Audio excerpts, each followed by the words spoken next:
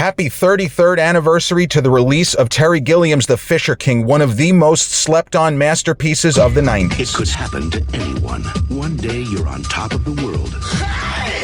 The next day, let the bomb go! You're in the world of The Fisher King.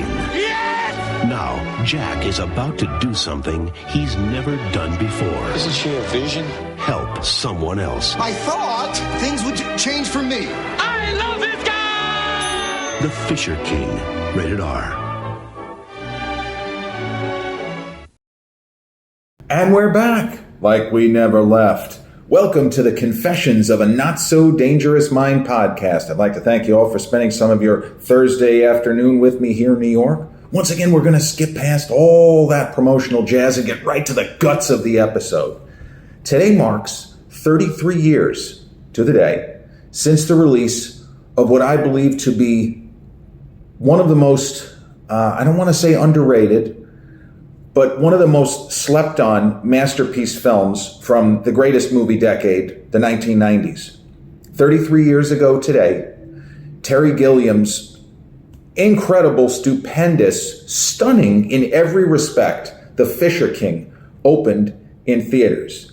Now, Terry Gilliam, for us film snobs, film geeks, he's a very important name, one of those filmmakers who has a vision and is steadfast in fulfilling the requirements of whatever that vision might be from project to project. He, of course, did Monty Python, worked with that particular group, Michael Palin and John Cleese, and all of those incredibly talented comic performers. And Terry Gilliam also attempted for decades, he tried to get a Don Quixote film off the ground, and he got one going with Johnny Depp, and one thing after another beset the production. And Lost in La Mancha, that was the name of the documentary. It's just unbelievable. It was Murphy's Law, and then things would continue to get worse from there. But The Fisher King, for me, is his almost unassailable masterpiece. A very difficult story.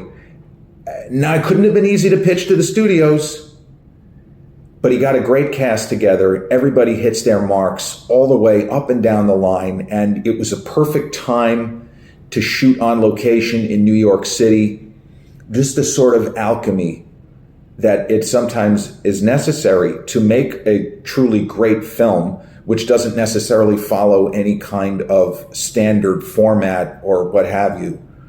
The Fisher King is one of those special movies. I don't know anybody who has seen it who does not immediately smile when they think about it. It is a film that is also an experience to watch, and when it's over, it feels like something significant has taken place.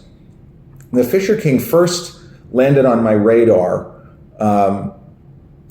when I sat down to watch Terminator 2 Judgment Day on its opening day while visiting my dad's dad, Grandpa Nat, in Florida. I want to say that would have been July 2nd or July 3rd of 1991.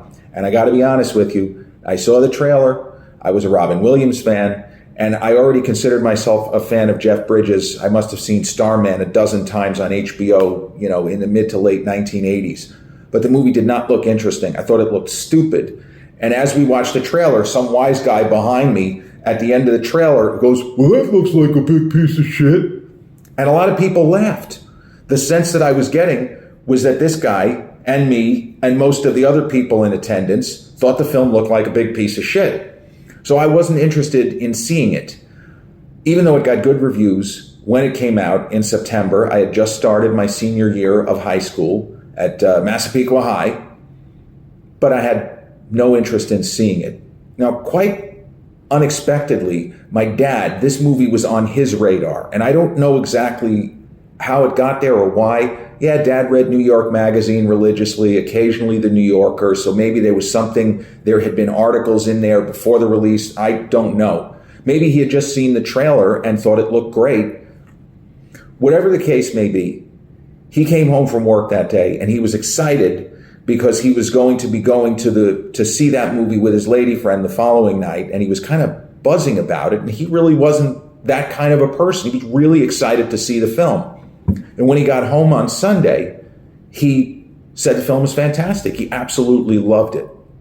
So I didn't see it in its theatrical run, and I didn't rent it. Like, I wasn't so keen on it that when it hit the video stores, whether it was Blockbuster or the local mom and pop video store of the day in Massapequa, South Shore Video, I just didn't rent it. I didn't see it until it premiered on HBO, probably August, September 1992. And I saw it, and I didn't like it. The film, to me, it didn't go anywhere. It was not really about anything in particular, and it took forever to wind up and then pay off. I thought it was just a complete miss. And I was frustrated because so many people had told me they liked it, and this movie sucks. What the fuck? What's all the hubbub about? This isn't any good. Disappointed in Robin Williams, disappointed in Jeff Bridges. No, thank you. So fast forward a couple of years, and I start writing, and I start, fantasizing and imagining that I'm going to have this, huge Hollywood career as a screenwriter. So I start subscribing to different publications. There is a magazine called Script. There's Creative Screenwriting, and there is another magazine simply called Scenario. That's like the highest class of this sort of thing. It would be like going from Entertainment Weekly to Premiere Magazine to Film Comment. Layers. So Scenario Magazine, in one of the early issues that I picked up, had Richard LaGravenese's entire screenplay for The Fisher King included in this one issue. And even though I had been down on the movie, I said, you know what? From an educational perspective, I could get mad at the movie, it fucking sucks. But this guy, whoever he is, and I didn't know the name at that time, he managed to write this script and get it made. So perhaps it would be helpful if I read it, absorbed it, and started to, maybe I would learn something. So I read the script, and it was the best screenplay I'd ever read. It somehow hit different reading it, even though the movie is very, very close. They didn't make wholesale changes in the 11th hour.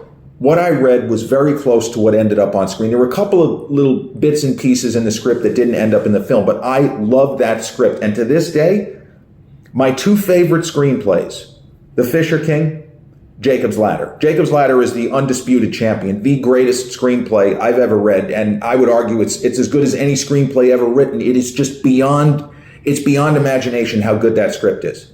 I can't even describe it. Even if you're a fan of the movie, I recommend that you read the script. You can find it in a lot of libraries in book form as part of what was called the Applause Screenplay Series. It's in a ton of libraries. Bruce Joel Rubin's original screenplay for Jacob's Ladder in kind of unedited. They have different versions of the script in the book, but the unedited, like 150-page masterpiece that he originally submitted, which everyone in Hollywood read and said, wow, this would make an incredible movie, but it can't ever be a movie. There's no way to do this. Until Adrian Lyne figured out how to do it. Now, nobody said The Fisher King couldn't be a movie, but I'm sure there were people who were thinking, this is a tough sell. How exactly do we pitch it? It's not a conventional, upbeat, uplifting story, inspirational. It has moments of that, but this really isn't that story. But after reading the script, I was a little older. I was probably 3 years older than when I had seen The Fisher King the first time, and I sat down to watch it again. And the movie suddenly appeared to be touched by genius. The same film which had frustrated me, and it doesn't go anywhere, and it's just nonsense. Every scene, every beat, every inflection that Robin Williams employs, every actorly mannerism that Jeff Bridges goes through, they all seemed for like a higher purpose. Like trying to capture the Holy Grail in the world of cinema, where in the world of this particular film, they're searching for the Holy Grail. And it's such a dumb idea. That was another thing that bothered me, but somehow seeing it again, I was blown away. And the film immediately jumped up my list of favorite movies. And I don't know that it would have necessarily cracked the top 10, but this was a film I would have told people, thumbs down. And all of a sudden, the same movie, holy shit, what an incredible film. Now, I had a similar reaction to another movie that was released in late 1991, Lawrence Kasdan's Grand Canyon, which I now say is as good as any film released in 1991, including The Fisher King, including JFK, including Bugsy, including Terminator 2, including Silence of the Lambs. Sometimes it's a matter of how a movie works on us based on where we are in life when we see it. And I saw both of those films, The Fisher King and Grand Canyon. I was 18 and I had no patience and I was always angry and I was not really the right audience, but I wasn't in the right mindset to take in those kinds of challenging films that don't have a conventional plot point A to plot point B and resolution. I just wasn't here for it, as they say. And seeing those two movies again sometime in 1995, I'm like, holy shit. These are easily two of the 5 best films in a pretty good year. Got to have Terminator 2 up there. And I'm not the biggest fan of Silence of the Lambs, but I love JFK. I think JFK, for all of the flaws and all of the kind of wacky shit that Oliver Stone gets into, is just an incredible fucking movie.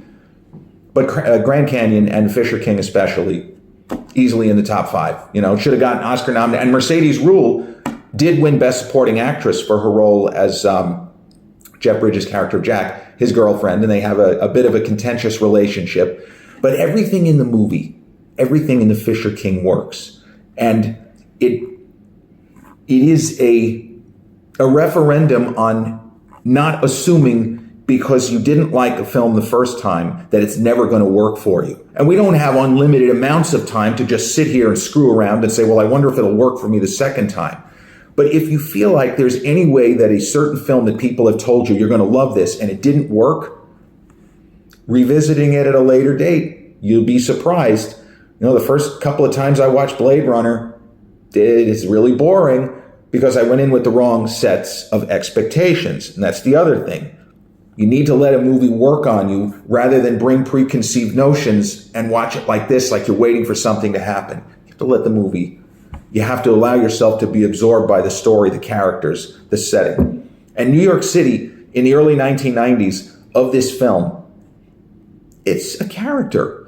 It's not that it becomes a character, it is a character. It is a part of the fabric of this film. It is not just randomly set in New York City. And there were a number of movies in the 90s, and I talked about the film 3 years later, With Honors, which is starring one of our guys, Brendan Fraser.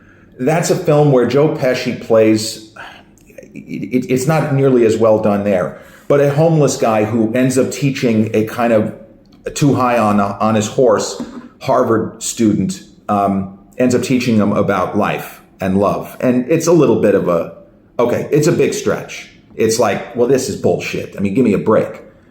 But in this movie, Robin Williams' character backstory, and it's to the film's credit, we figure that things are not all that they immediately seem. He's not just a random homeless guy. Joe Pesci is not just a random homeless guy in With Honors, but we know there's going to be something horrendous. There is something that has happened to Robin Williams' character to put him in this position to where he appears to have had some kind of a psychotic break. And we don't know what it is, but we know that we're going to learn. And it's probably going to be something that is really, really bad. And it is. I'm not going to spoil it, but it is. Pardon the interruption. We're going to finish the episode in the car. So as I was saying, the film deals with a lot of foreshadowing and putting ideas in our head, many of which are paid off and some of which are not paid off in the way that we expect. And it's to the film's credit that it is very suspenseful, even though it has no elements of the suspense film. It's just that there are certain stories where we identify so much and kind of get attached to the characters that we just hope that things are going to turn out okay. And then we start to wonder, is it even possible for there to be any kind of, I hate to say happy ending, but any kind of upbeat, uplifting ending? And this movie earns its emotional beats. Mercedes Ruehl brings such an incredible, earthy kind of sense of being grounded, and she draws the film back to reality, because with Robin Williams and Jeff Bridges' character, there are numerous sort of flights of fancy, and the movie takes on an almost magical realism in parts. And there are fantasy sequences which sort of accentuate what I'm talking about. But Mercedes Ruehl she absolutely deserved that Best Supporting Actress award that she won. She gives so much of herself to the role. It's really just it's the best of what a supporting performance can do, because it is Robin Williams and Jeff Bridges. It's their movie. But her character is just an amazing character. The way that she is supportive of Jeff Bridges. Well, basically, this isn't really much of a spoiler. You'd learn this from the trailer. Jeff Bridges plays, it was supposed to be a Howard Stern, when he was on terrestrial radio, supposed to be a character, a shock jock. That's the phrase that was commonly used. He's a shock jock who is flying high, making a shit ton of money, living large, and he's got like a rooftop penthouse kind of an apartment. He's loving life, and he's doing great. But he has enemies, and he unfortunately also has people who will do pretty much whatever he says, even if he doesn't mean it in the way that it turns out. So one of his listeners takes something he says a little bit too literally and goes out and commits an unspeakably terrible act, thinking that, well, Jack Cates told me to do this. That's not really what he said, but okay. And this movie, in its own way, is spotlighting the power of words in every sense. That's not only negative, but the power of words, and how words can sometimes mean exactly what you think they mean, and other times they can be twisted into something horrendous that were never intended. It's why we should take our time always. We should be mindful and be aware of the power of our own words to uplift, to heal, but sometimes inadvertently to hurt the people that we love and who we really care about. Take that extra second and think it through. This is what the movie is arguing without ever arguing it. This is something that would have went right over my head watching the film at 18, and even watching it again at age 21 going on 22. This is not something that I would have said, oh, it's a big part of the movie. The power of words, how important they are. Well, duh, is what I would have said. But this isn't an angle that would have made much of an impression on young me, 21, 22-year-old me. But 50-year-old me, for sure.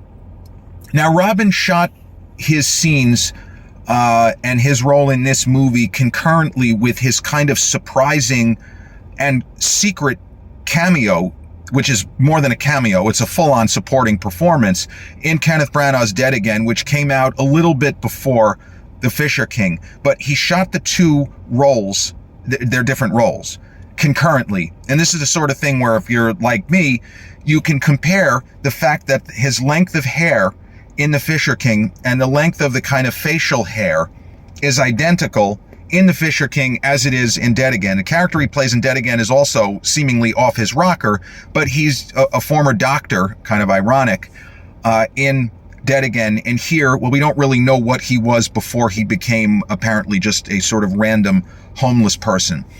Now, The Fisher King, again, it was a tough sell. And it's not a movie that, even getting good reviews as it did, you wouldn't necessarily expect that it would have turned a profit, that it would have been a box office hit. And history tells us it was a significant hit. It grossed 3 times its production cost. The total budget, including marketing, was $24 million. I didn't remember that. I just looked this up. But the film grossed more than 72, which marks it as a significant hit. And you start to do the math, and you want to go into kind of time value of money, inflation adjusted, and all of these things that, my dad was a CPA, the way that my brain kind of wraps around the math. $72 million now is obviously a lot of money, and you wouldn't automatically think that a film is a bomb if it only made 72, but think about 33 years ago and compared to today, this movie was a significant box office hit.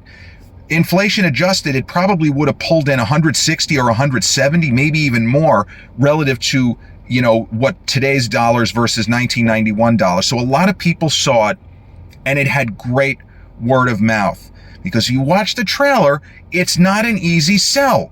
The trailer really puts a lot of different ideas in your head, and you say, what the fuck is this going to be about? Hence, the guy sitting behind me in theaters this looks like a big piece of shit. Because it just appeared to be going in too many different directions. And there was another film from 1991, which is now kind of a cult classic. I think it's still not good. Bruce Willis's Hudson Hawk, which came out just before Terminator 2. And the trailer for that movie confused people because it seemed to send out mixed signals. So in the case of that film, the trailer, which just gave very odd vibes, it didn't get people into seats. And people weren't that geeked to see what should have been an exciting Bruce Willis kind of action comedy, but the preview trailer had people scratching their head and did not go. Whereas The Fisher King, the trailer had people scratching their head, but presumably in a more intrigued way. People like my father, who saw the trailer, said, "Oh my God, I have to see this movie." Well, he ended up being right. And anybody who saw the movie in the first run probably came away saying, as my father did, that was as good as I hoped. This movie was fantastic. And it is a film that surprisingly has more rewatchability factor than you would expect, because this isn't really spoilers. There's a lot of very, very heavy and serious and depressing stuff that takes place in this film. And without giving any spoilers, the perception of Robin Williams is that he spent a lot of his life dealing with very serious depression. Nobody knows if he had bipolar disorder. I don't know anything of that. But most people who knew him, whether they would go on the record, would say that if they knew him well, that they saw him when he was up and they saw him when he was down. And you didn't like to see someone like him who had such a joy to him, had such an incredible ability to create in real time. You don't want to see somebody like that hurting or somebody like that in pain.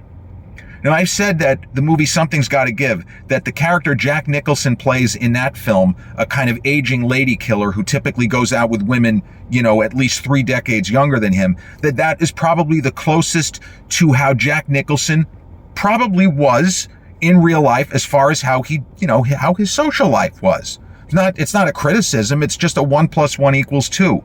The character that Robin plays in The Fisher King, his name is Parry. It's for Parsifal. The Fisher King, the mythology, it's not an accident. His name isn't like Perry with an A.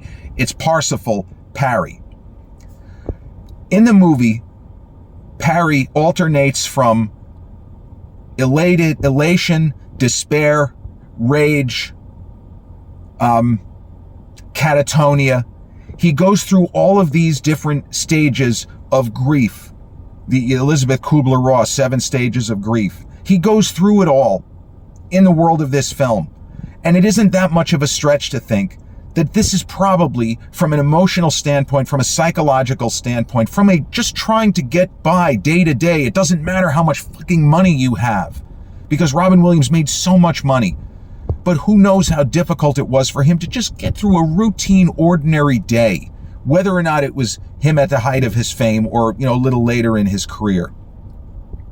This character is probably the closest to the real Robin Williams in terms of the range of emotions that the character Parry goes through in the world of the film, and what Robin probably experienced in his everyday life. And it's still tragic. It's still heartbreaking. He's been gone 10 years. There'll never be another one like Robin Williams. But it is a beautiful performance, and he was nominated, and he didn't win. He easily could have won. And he would have to wait for 6 years, and he ended up winning supporting actor for Good Will Hunting. I mean, I like his performance there, but I think I prefer what he does in The Fisher King to Good Will Hunting. But I'm glad he won an Oscar, because he should have already won. I mean, there were people at Dead Poets Society. He was nominated for lead actor for Good Morning Vietnam in '87. So he was somebody just with such incredible talent. Yeah, he was a stand-up comic, and he was funny as fuck on the show Mork and Mindy. He mastered the sitcom, the timing of the sitcom, the form. But he was a great film actor. He had such an ease of rapport with the camera and always had good chemistry with his fellow actors and actresses on screen. Just an enormous talent and a great guy from almost all accounts. He was so charitable, gave so much of himself to other people. And The Fisher King is my favorite performance of his. I don't know that it's necessarily my favorite performance by Jeff Bridges, but it's my favorite Jeff Bridges film. I think my favorite Jeff Bridges performance is in Starman. It's just fucking incredible. But The Fisher King is a great movie, worth remembering, especially on a day like today, the 33rd anniversary of its release. And if you haven't seen it, it gets my highest recommendation. Even though it's not a fall-down funny comedy, it has moments of humor, but it has so much of what we would call humanity from first frame to last. This has been episode 310 of the Confessions of a Not So Dangerous Mind podcast. I'd like to thank you all for spending some of your Thursday afternoon. I kind of split it up, half inside and half in the car.